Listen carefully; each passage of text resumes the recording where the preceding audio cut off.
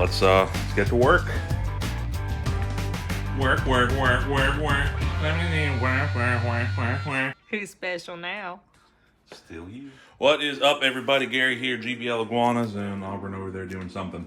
So today what we are doing is a little bit different from our normal, but something that we've been needing to get going for what we have and just something else that we want to be able to offer in the future.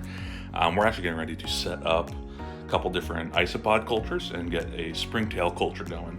We've got, I just got an order in from Josh's Frogs. Sorry, the kitchen's a little messy. We've got stuff everywhere all the time.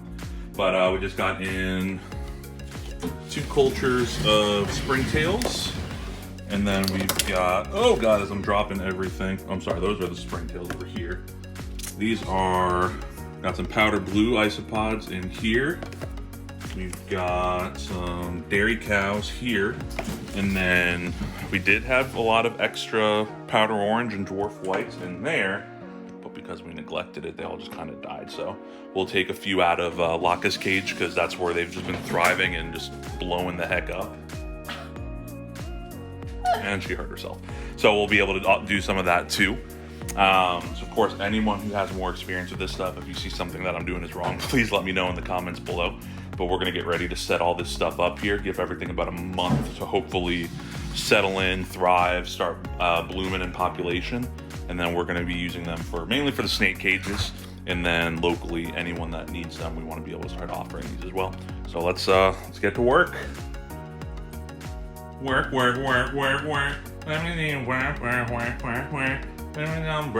Ella, okay. Alrighty, so first things first, we are going to get these springtails done. So Josh's Frogs, I'm not affiliated with them or anything, I'm just saying where we got it from. So if y'all are looking, they got these little 6-quart shoe boxes for only $3, which seemed like a good price to me. So we're gonna do that for the springtails. So from the bit that I do know of springtails, charcoal is a necessity for them. This is what they thrive in and allows them to breed. Now, for those who don't know what springtails are tiny little white bugs, and they are an essential part of a cleanup crew. I can probably actually take some of this out. You need like half of that out. Well, the bag said to use all of it, so I'll take some of it out here. Well, maybe for... Do we have another cup I can use? I'll figure it out. Whatever. So springtails are an essential part of the cleanup crew. What they do is they help to eat on decomposing matter, but the biggest thing they do is in a high humidity environment, they help to eat mold and fungus, which anyone who has a high humidity animal, so like emerald tree boa, Brazilian rainbow boa, some of the blue-tongued skink species like the halmaheron we have, which is a high humidity species, mold is a big problem. So that's where springtails come in handy. This is a crazy amount of charcoal.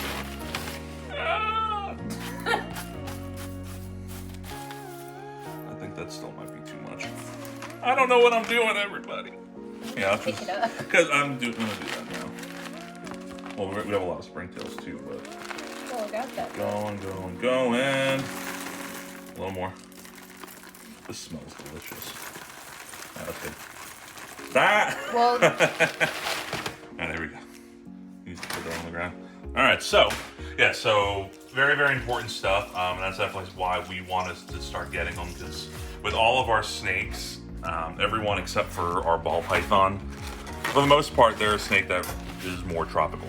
So the berms, the retic, the white lip python, those guys they enjoy higher humidity. And we do every now and again get some mold and fungus and all that, so we want to be able to not have that happen. So now we've got the charcoal. You always want to use purified or dechlorinated water, spring water. We went to Publix, got this for 86 cents for the jug. And then we just take it, and then we just pour it to pretty much just cover the charcoal. I know this seems like it's overkill and it seems like it's huge, but springtails reproduce very, very quickly, and to get them out, all you really have to do is just pour out some of the water and charcoal into the cage. So even though this looks like it might be huge for them, in all reality, it's actually going to work out pretty nicely. So bam! I'm just filling it up to see like the little low line. there.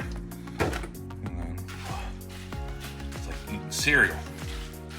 Getting that nice crispy cereal, getting it down into your milk. Okay. Also, the only thing I don't like about this charcoal is it is small pieces.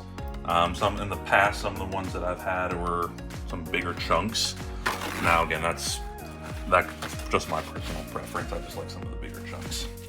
But alrighty, so now we've got, let's see if we can get into here easily, or if I need, no, there we go. Now getting them out of here should be fun.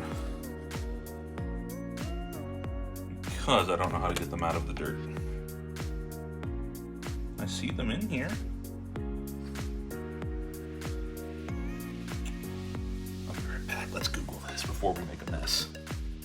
Alrighty, we're back, and my dumb self ordered kind of some of the wrong ones. Apparently, when you order them, so these are the ones that you can just get and add directly to an enclosure. They also sell cultures that come already in charcoal, and I just missed that.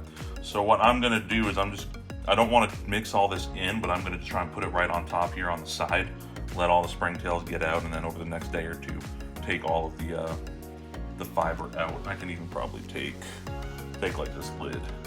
That'll make it a little bit easier. Okay, I'm waiting on something. She's found something. No, springtails are way too small. Oh, it'll be fine. Too late.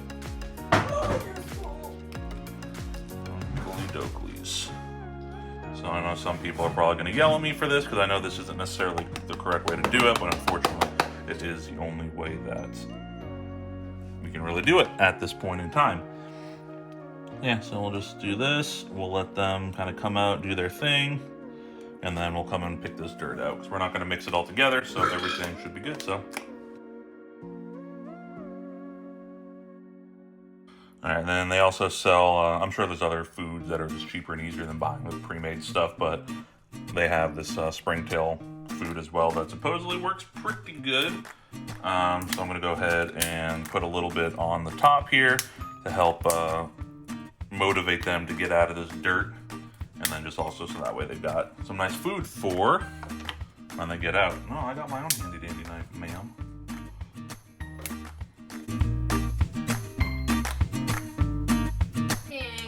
Alrighty, so that pretty much sums us up here on our springtails. I already drilled some holes along the sides that you can kind of see here. And yeah, give that a couple of days, check on them, go from there. Alrighty, so now we're getting to do the isopods, which is, I know for a fact, a million times easier because they are just in dirt. Again, you can keep on a bunch of different substrates just to keep it easy. I just bought everything from the same place. They have this isopod substrate, which I guess just has some different stuff mixed in just to kind of help keep them healthy. So we got some of this. We'll go ahead and pour this in, mix a little bit of water so it's damp. And then I've also got some sphagnum moss that I can drop in a corner to help give them a really nice damp spot if they like. So isopods are another, as far as the cleanup crew goes, so they're going to help eat other stuff as well. So they're going to help eat, feces and decaying matter, leftover foods, all stuff like that to help keep everything, nice and shiny and clean in your tank. So having like a nice little mixture in all of our cages, man, I'm just making a mess here. In all of our cages, we've got a mixture of the powder orange, powder blue, and then dwarf white. From my understanding, they are all, a higher humidity species, and keeping them together, they're all going to do different things the best. So that's kind of what I'm going to do here. I'm going to, we'll mix the orange, the whites, and the blues into here, and then the dairy cows I'll do in a separate one. So yeah, so they're pretty easy. So here's the dairy cow. So you know what? We'll just do the dairy cows first, because why the heck not? I also still have to put water in, and then I will do that. So with this, just a little bit of water to get it damp so it can clump together, but not be soaked. So start off with a little bit. Would you like to get dirty or? Right. Mix her up, buttercup. Does it feel like it'll like clump without being too soggy, or do I need a little more? That's fine.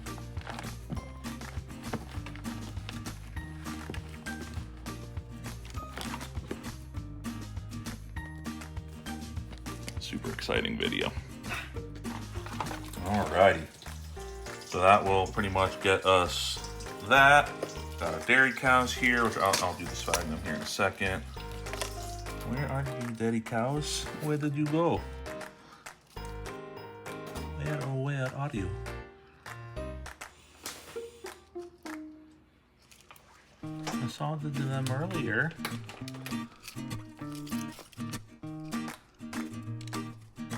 Oh, there's the movement. Yeah, look at those little boogers. No, I'm not a bug person. Isopods are actually kind of cool. Little things. Oh, get off there we go. Okay. So we've got them in there all nice. We need a couple like tiny little pieces of cork bark. Did you take that piece I put in already? So here's one little piece that we're just gonna put in. Because these guys do like hiding underneath it. That's also good spots for them to do their stuff. So I'll put that into the center there. I think we'll use that in the other one. Whatever. We'll put two little pieces in here for them. Because why not? Because we're going to care about our animals. And then some of the sphagnum moss. I'm just going to make a mess. Who cares?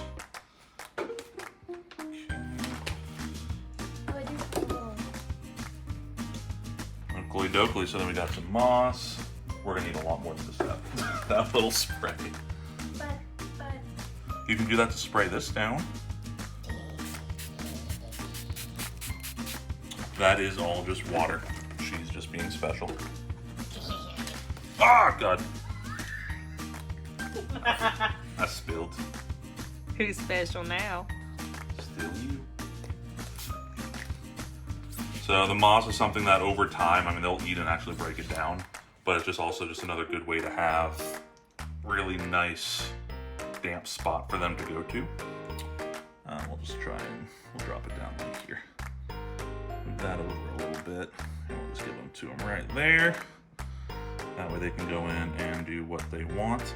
Now the only other thing that I do that we're gonna add to this is we'll put a couple dead leaves in there because that's something that they eat.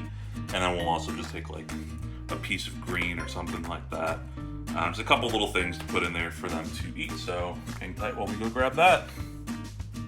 Alrighty, so just some dead leaves where we have, it's one of those things, if it's outside, I just go out, I grab it. I know that there's no pesticides or anything like that on them because it's my property. So I know that there's nothing here. So just real simple, just kind of break it up, throw it around. This is good. It's cover for them, and again, it's just something that they do break down. So it's just an easy food source. So just kind of confettiing them a little bit in here, and then let's grab me like two pieces of greens or a tiny little piece of carrot, just some kind of a veggie.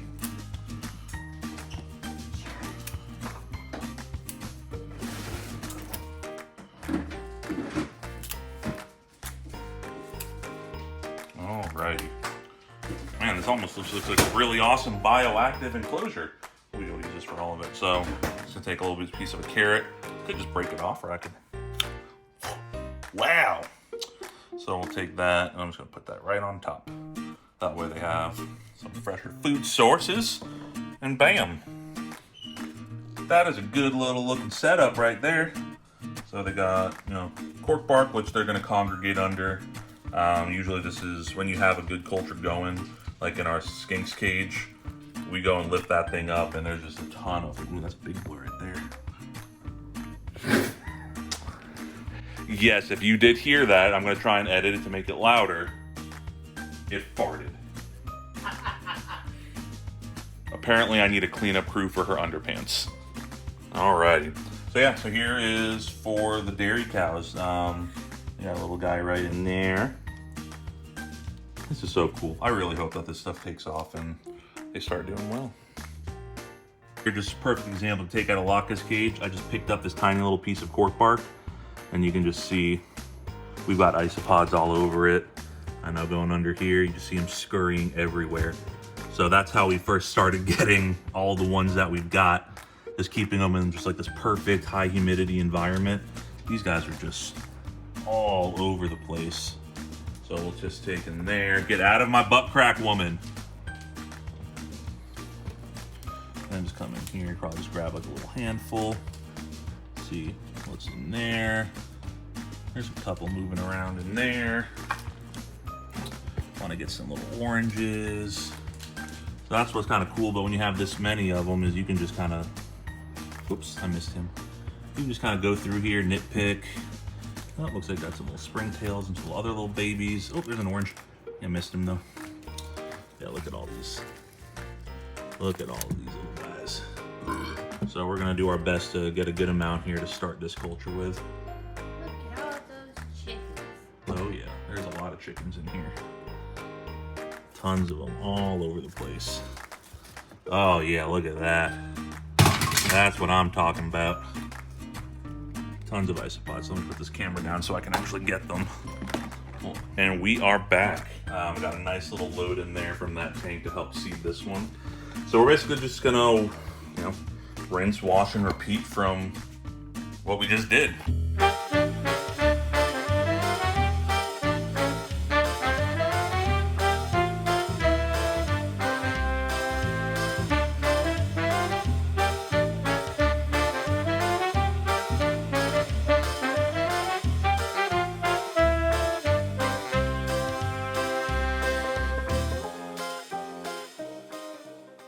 And that's about all she wrote, ladies and gentlemen. So I have another nice little isopod gathering here. A lot of them have already started hiding. There's a nice little orange, another little blue one right there. And we're excited for this, so hopefully, I really hope that this all takes off so we can start helping everybody out with these guys. But anyway, I know this was not necessarily the most exciting video in the world, but as always, thank you for sticking with us. Thank you for watching. Of course, like, comment, subscribe, turn on them post notifications.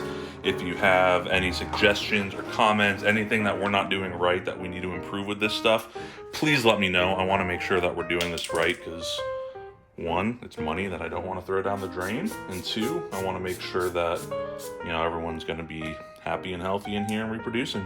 So yeah, guys, we'll see y'all on the next one, and hope y'all found it informative.